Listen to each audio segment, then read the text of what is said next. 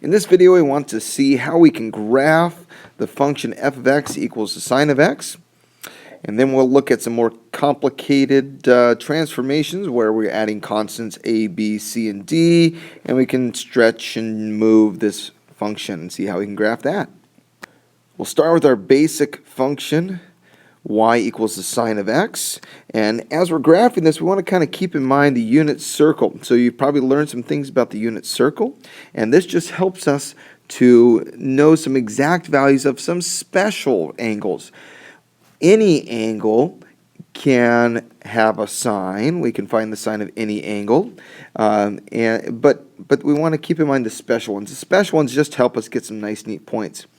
This is a unit circle, so this point here is 1, 0. That tells us the sine of 0, because it's a 0-degree angle going right out here.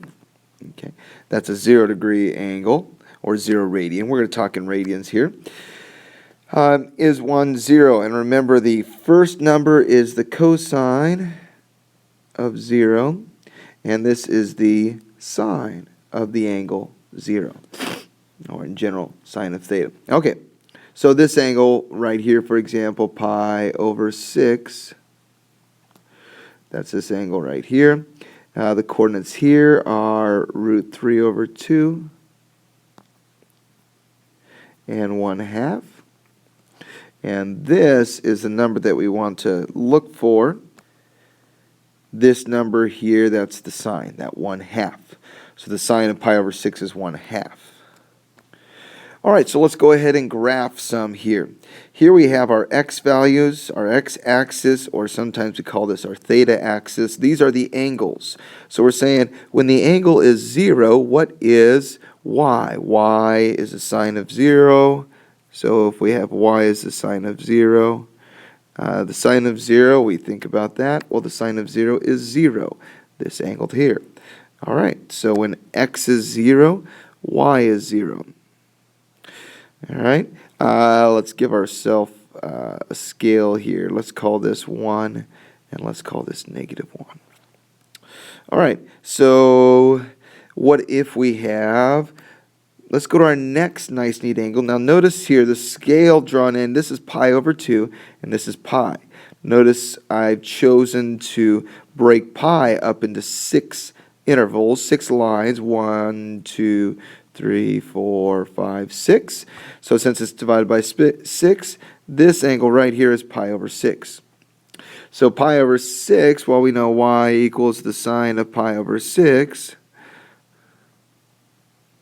Well, that's just going to be 1/2. All right, so the sine of pi over 6 is 1/2. We can put that point in there. And if we go through our other angles, let's go to our next one, pi over 4, sine of pi over 4.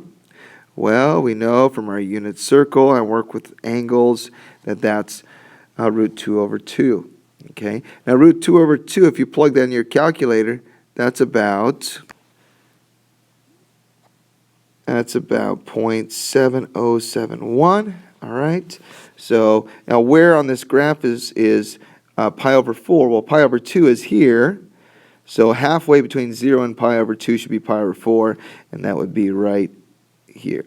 So when the angle is pi over 4, we're up at about 0.7, right up about here. Okay, maybe a little lower. Let's go one more, actually two more. Sine of pi over 3. In our unit circle, that's this angle right here. So again, we want our y value here. What is the y value here? It's root 3 over 2. So the sine of pi over 3 is root 3 over 2.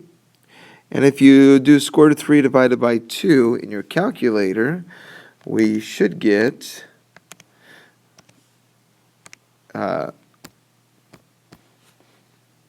get about 0.8660, okay? And so about 0.86. So at root, or pi over 3, that's this line right here. We're up here at 0.8. And then the sine, one more here, y equals the sine of pi over 2. Well, that's just going to be 1/2. I'm sorry about that. Let's try that again. Sine of root pi over 2 is 1, a whole. All right, then what happens from there? All right, so we're up here, we're looking at the y value, it's 1. Well, now it's going to start dropping. Now we're at this, which is the same as pi over 3. So we're at 0.866. That's our height over here. Okay, so the height of this one, which is the sine, is the same. So we're going to go back down to 0.86. And then at the 3 pi over 4, we're going to have 0.7. Then we're going to be back down to a half. And the sine of pi, our 180-degree angle, the sine here is 0. And then what happens? Well, now our sines start going negative. The sine here is negative a half. The sine here at 5 pi over 4 is going to be 0.7, and then negative 0.8, and then negative 1, 4 straight down. And so we can see that this is just repeating. We call it a periodic function. And so there is our basic sine curve. Now, what about, it's going to go on forever, by the way, and repeat. What if we go negatives? Well, if we talk about our negatives here, if we go negative pi over 6, well, we're going to be down at negative a half. And then negative pi over 4, that's this angle. That's going to be our 0.7 negative. And then down here, our y value is 0.8. And then down here, this is our angle negative pi over 2. That's going to be negative 1. And that's just going to repeat that way. When we're at negative pi, that's going all the way around over to here. Okay, well, where our sine is going to be 0. So at negative pi, our sine is 0. And so the pattern just continues there. 0.7, 0.8, 1, 0.8, or let's see. Let's try that again. So we have 0.8 is right about there, 0.7, and 0 for 2 pi. Now, we normally won't draw all of these in. In fact, the most important ones that we really care about are these peaks at negative 3 pi over 2, the x-intercepts at negative pi. We got a peak at pi over 2.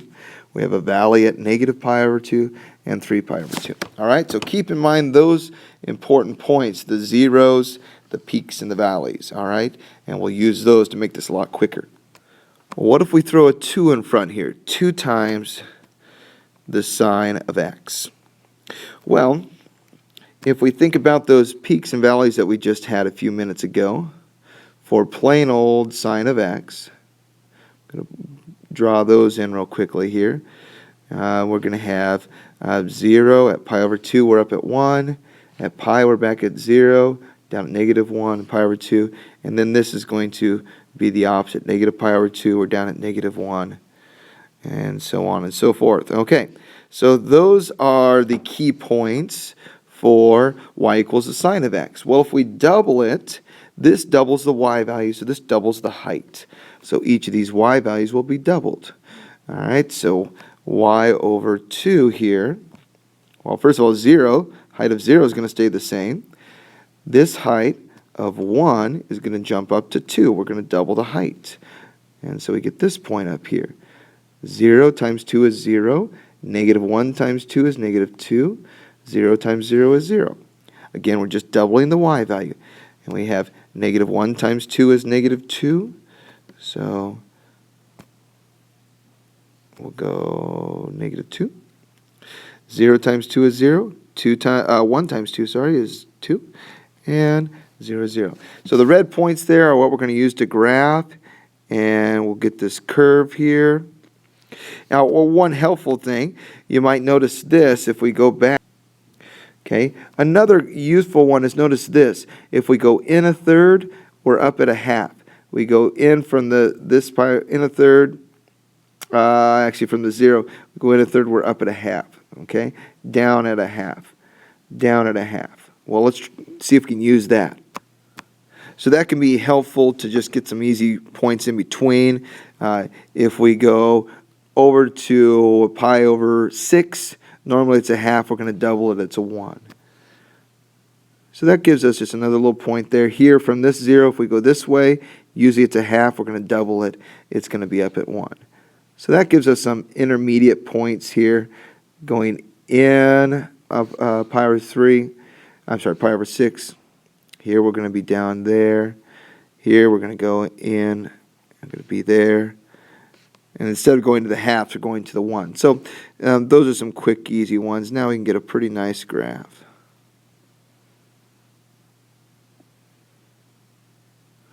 That's what it looks like. All right. And let's try another one. Well, what if we have sine of 2x now? All right. Sometimes we write this with parentheses here, like this. All right. So the 2 is inside the function now. And so let's think again about our regular curve now. Let's go 1 and -1 here. Again, normally our key points are here, 0 at pi, down at -1, up at 2 pi. Well, what happens when we double x? Well, now, whenever I put pi over 2 in the function, let's think about that. We have y equals sine of 2 times pi over 2. Well, that right away is going to act like pi. So that means whatever the sine of pi is, that's what we're going to graph for pi over 2. So that's going to take this point right here and slide it on over, and that's where we're going to graph pi over 2. Okay. What if we enter pi? So if we have pi here, so let's go y equals the sine of, well, we got the 2 times pi. Well, that's going to act like sine of 2 pi. So that's going to take this point over here at 2 pi, and that's going to drag that on over here, and shrink it up here. And so our new point here it's supposed to be in red. Our new point in red is here. Okay. And if we do a few more, if you check out pi over 4, if you plug in pi over 4, well, pi over 4 is going to act like pi over 2. And so this pi over 2 is going to come over here, and our graph for sine of 2 times pi over 4 is going to be right there. Okay. And likewise, if you plug in 3 pi over 4, well, it's going to act like 3 pi over 2. And so these red points here, this is our new curve. What just happened? Well, it shrunk. The period shrunk. The period is the length between 0, or the period is the length of time it takes to repeat. So the period here is 1 pi. In fact, in general, the period of a sine function is 2 pi, because it normally repeats in 2 pi, divided by the absolute value of b. If we have a function in this form, sine of bx, that's what we get. All right? And so we can kind of see that it's just going to repeat in the same kind of way. And we can go to the negative side as well. All right? So we have a shorter period. So when this number increases 2 to 3 to 4, well, that's going to tell us our period. Okay, always going to cross the x-axis halfway between the period there, the 2 endpoints there. Halfway, going to have a peak and then a valley.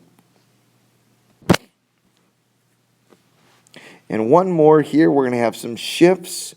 So when we have two numbers here, these numbers, we have this form, y equals the sine of x minus c plus d.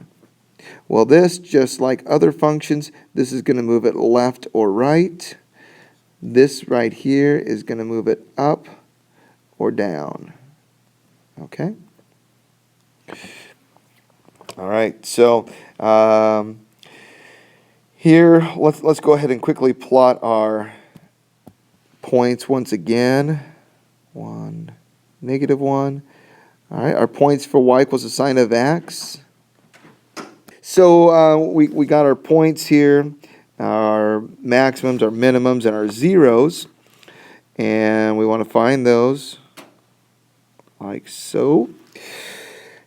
And then we want to think about our shifts here. So now plus pi over 2, that's going to move it to the left. Now this is kind of opposite from what it seems. So every point now is going to go left, pi over 2. All right, everything's going to move left, pi over 2. So this point's going to come over here. Okay. This guy's going to come over to here, pi over 2. And then, let's go 2 for 1 here. We're going to go down 1. So we've got left pi over 2 and down 1. So this point's going to go here and then down. This point's going to go left pi over 2 and down 1. And that's going to end up over there. Okay. And here again, we got left pi over 2 and down 1. Down negative 1. So we end up down here. Left pi over 2 and down 1 gives us that guy. And let's see. Oh, wait, let's move 0. Let's go left pi over 2 and down 1 there. And so here's our curve. Whoops, that last part's not quite right. All right, so our curve has moved there, and we can kind of see the whole x-axis has moved down 1 there, and so we can kind of use that to repeat our pattern. We don't have any stretch going on here. The period is the same, and so there's our graph going on forever like that. So now we can see that we can change the graph in different ways. These two numbers here, will translate it up, down, left, or right. When we multiply inside, that changes the period. So if this number is 2 or 3 or 4, it'll shrink. If this number is a half, it'll actually stretch it. And then this number out front here, this a value is our period. This is our amplitude.